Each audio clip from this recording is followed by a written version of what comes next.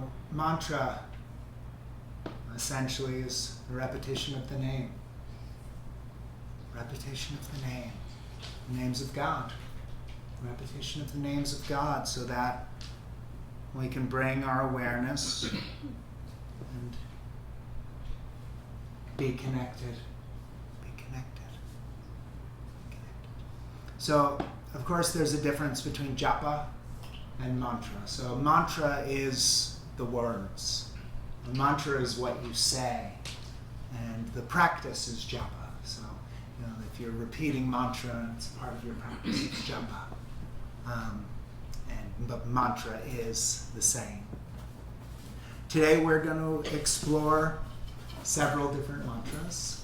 We'll talk a little bit in between. I'll share a bit of course, about what it is. Some of the specifics, some of the reasons, there's 108, why we, the connection of the mala, some of the, techniques behind mantra. And I'll do that because some of it's, of course, very interesting and it's nice to know. And also some of us connect really well with having a goal, that I'm going to do this, my mantra. I do it 108 times, it gets me in the habit. But on another level, none of that matters. It's the practice of repeating the name, whether you're doing it for, 12 times because you just caught yourself lost in thought, or whether you're doing it for an hour, whether you're doing it throughout your whole day, whether it's once, whether you say it once. It's mantras beyond practice and techniques. It's a behavior. It's something that we embody. It's something that we do. But of course, it's I use mala. I do I have numerical elements that I do in my own practice. It's a part of keeping time and just knowing, okay, I'm going to do three rounds of mantra today. So I do work well at that. But I also say mantra, as much as I can, as much as I could remind myself to. Mantra is one of my primary devotional practices. As I've mentioned, the mantra and 7-point mind training are the two. That's, lineage based. That's repeating the name is really the only thing that the guru I worked with encouraged. He didn't ask people to meditate or, it's love everyone, serve everyone, feed everyone, remember God. Those are really the only instructions, but repeating the name. By repeating the name, everything is achieved. That's his words. By repeating the name, everything is achieved. The only thing that matters is how much you love God. That's about the core of it. So for me, mantra became really important, and it's a tool also. So there's a devotional element to mantra, that you're longing to connect spiritually, and you're doing it through repeating the name. You're doing it through the repetition. You're doing it because that's what allows you to keep your mind on God, to keep your mind connected, to keep your heart connected. But it's also a tool, like the breath or a certain practice that you connect with. It's an action we can take when we notice ourselves lost, when we feel anxious, when we feel uneasy, when we're having discursive narratives in our mind. We recognize it. We still label it thinking. And we recognize it. We notice it in the body.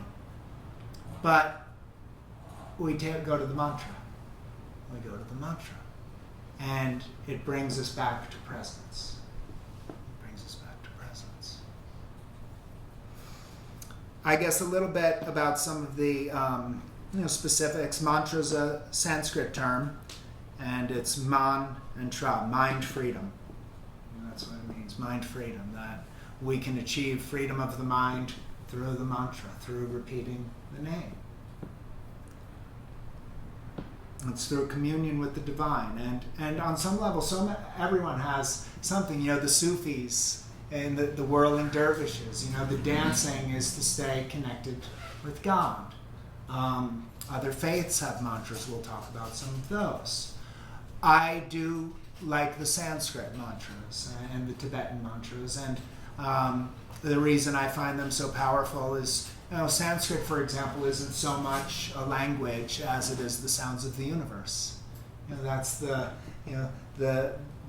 words and the sounds and the seed syllables are emulating the sounds of the universe. And you don't need to know what they all mean for the mantra to be powerful. There's 2 books that I do recommend if mantra's your thing, you're looking to dive deeper. Of course, one of them is Japa Yoga by Swami Sivananda. Yeah, super powerful book. But I'll do a couple readings from there, but only one. The japa of mantra, so the practice of mantra, can bring the practitioner realization of his highest goal, even though he has no knowledge of the meaning of the mantra. Only that might take a little more time. There is an indescribable power in the name of God in the mantra. If you repeat the mantra with concentration on its meaning, you will attain God consciousness quickly. Mantra is also going to be a way of accumulating merit. We didn't get too into it, but in some of the practices relating to Lojong and in just Buddhist background, we've talked a lot about seeking virtue, abandoning evil doing, seeking virtue, and the practice of mantra is accumulating merit through virtuous acts, through connection with the divine. So it's very powerful there as well. We'll do like we've been doing, where we'll break up some of the information with mantra.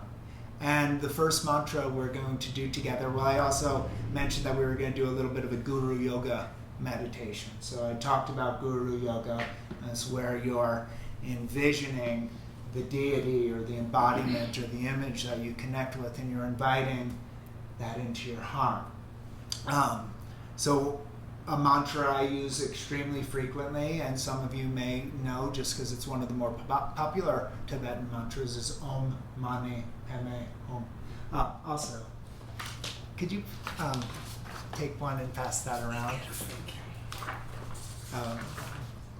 If you need an extra one, I have it, because I already have mine. So Om Mani Padme Hum.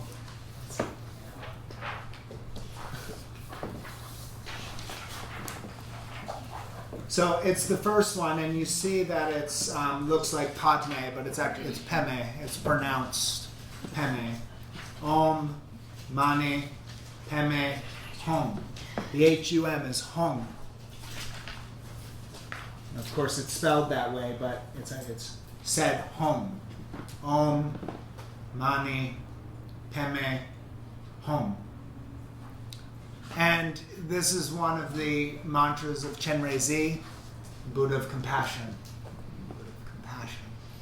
When you said home, is there Home. Is there a G at the end when you're doing it? Like home? Yeah, like okay. Home, like H-U-N-G. Okay. Home. Okay.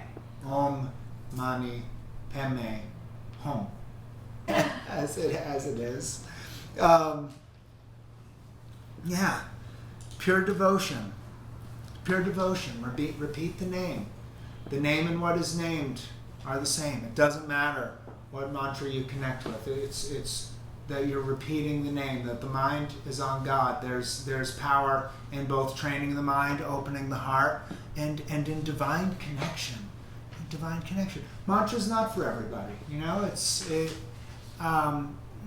Don't feel if you're not connecting with any of these mantras, or if you're not connecting with this as a practice, that there's something missing, because there's not. Some people connect with mantra right out of the gate. Wow, something I heard it and it just never left me, But some people find better through the breath or through an awareness practice. All of our journeys are different. Consciousness doesn't care how you get there.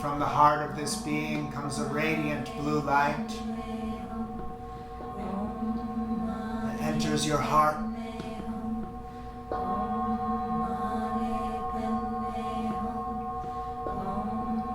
Feel the unconditional love radiating in your body.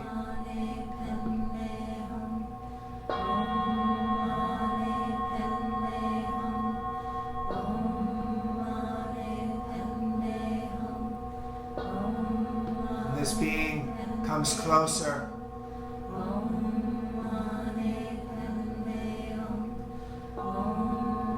And allow this being to come right up to your heart, your body, your form.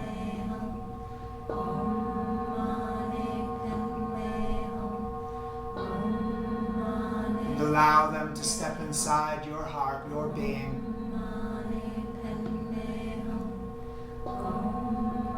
Let them take up space in your heart cave.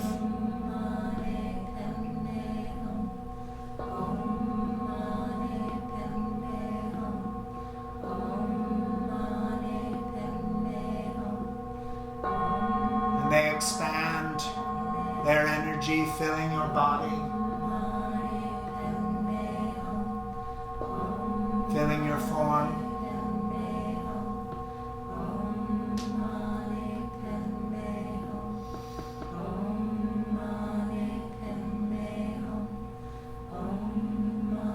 Feel that quality of unconditional love radiating through your body. You merge with the beloved. Merge with the divine. All one.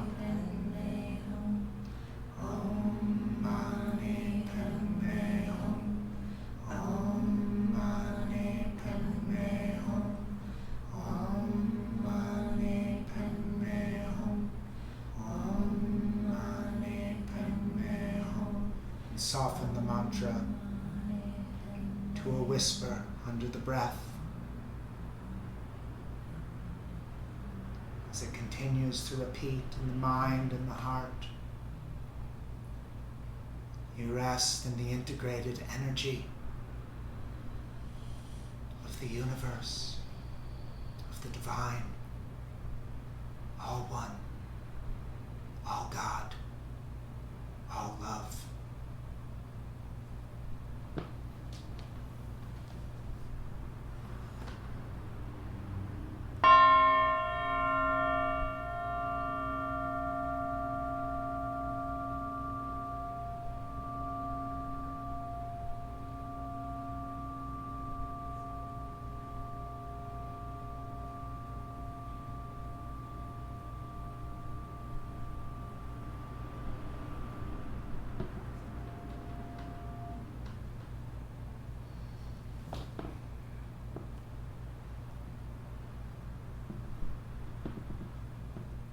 As you're ready, gently returning to the space together.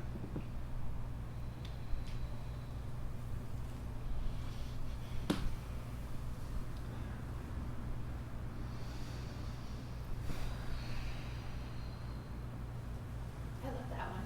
Yeah. I was like, ooh. Yeah. So of course that was, little mantra in the Guru Yoga practice. I find to be really beautiful. We could do that in our morning meditation or at any point. It doesn't matter. That's it doesn't matter when we do this stuff. It could be 3 minutes before going into a family dinner that we've been dreading, or it could be 30 minutes waking up to our morning. What doesn't matter? It doesn't matter when you do it. Of course, it's important to have a regular practice, and have a routine, so starting our day with a meditation, whether it's 5 minutes or 30 minutes, this is a part of my morning. Guru Yoga is a part of my morning. As practicing Lojong, I do some mantra Ask the love, compassion, and bodhicitta come into my mind and heart for the day, and I'll typically just envision, who I'm connecting with, just coming in to the heart and opening up that space, and maybe I'll sit for 5-10 minutes in silent, and it's not a long morning practice. Some days it's 30 minutes, some days it's 15, some days it's a little bit longer, but it's an important part of my day. And but I'll do guru yoga other times, in between moments, sometimes before class, that I'm here and creating that energy for myself, for the space. And it may come in chanting it's usually chanting through the Shirdi box, but sometimes it'll be guru yoga also, inviting, my teacher tells a story about some teacher that was, someone asked, how do you must get so nervous, you're talking to these thousands of people every day, like, what do you do? He says, well, I envision that the whole room is in the heart of the Buddha. What could go wrong? And I've never forgotten that, and I use that, there's, some days I might be dragging a little bit, or some days there might, I'm not really sure where this is going to go. I could visualize, this room in Hanuman's heart and Maharaji's heart, and then, what could go wrong? You're in, the heart of Hanuman. You're dropping the thoughts of like, oh, okay, what are we going to say today? What are we going to do? And just letting it come. Letting it come from the heart, from the hara. What could go wrong? Nothing. That's acting from the heart. That's connecting with the divine. That's good stuff. So let me talk a little bit about, in time, they talk about, some of the practices where you have to do, 100,000 mantras, and then you get to, this next phase or level. And if you're taking a monastic approach, of course, there may be something to that. But can you consider also just repeating the mantra once with such devotion and such willingness that it bursts your heart open? It bursts your heart open. You could do this anytime, it's a practice of coming back to God, coming back to connection, repeatedly dropping the self, repeatedly dropping the ego, and just coming back to that connection with God. The name of God chanted correctly or incorrectly, knowingly or unknowingly, carefully or carelessly, is sure to get the desired result. The glory of the name cannot be established through reasoning and intellect. It can certainly be experienced or realized only through devotion, faith, and repetition of the name. Every name is filled with countless potencies. The power of the name is ineffable. Its glory is indescribable. The efficacy and inherent energy of the name is unfathomable.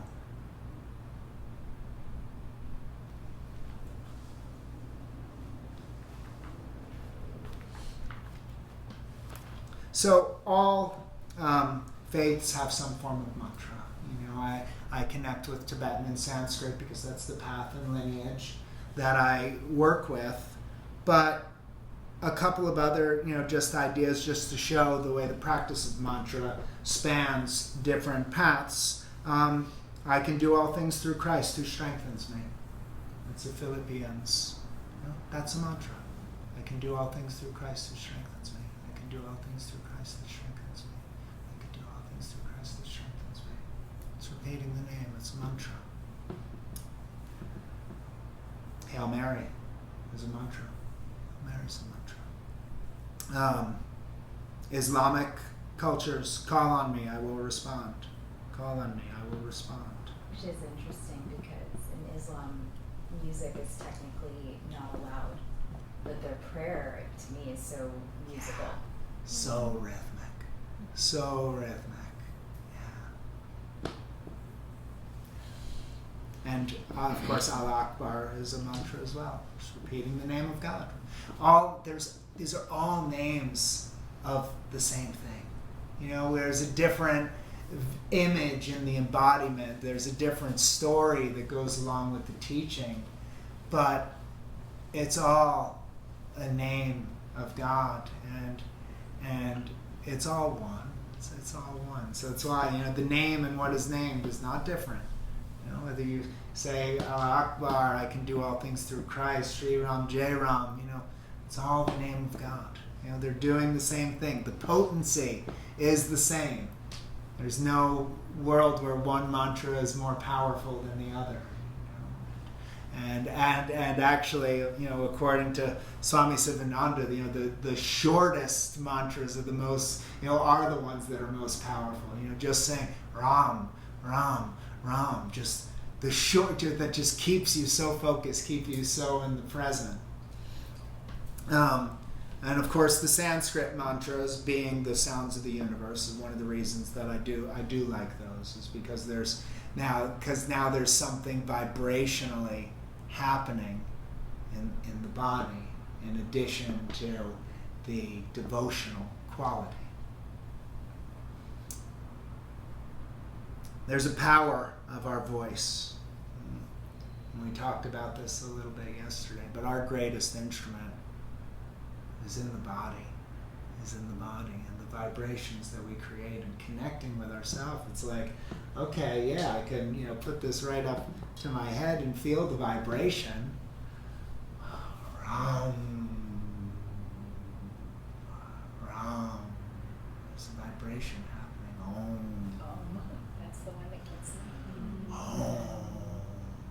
We'll do some ohms together shortly, but there's a vibration happening. But that connects with that the power of our voice allows us to reach an ecstatic meditative state through the vibrations of our voice, through the connection. So now we kind of blend that with the power of voice with the energy of the divine, and it comes together and makes mantra so rich. And it's all the chakras are connecting through mantra.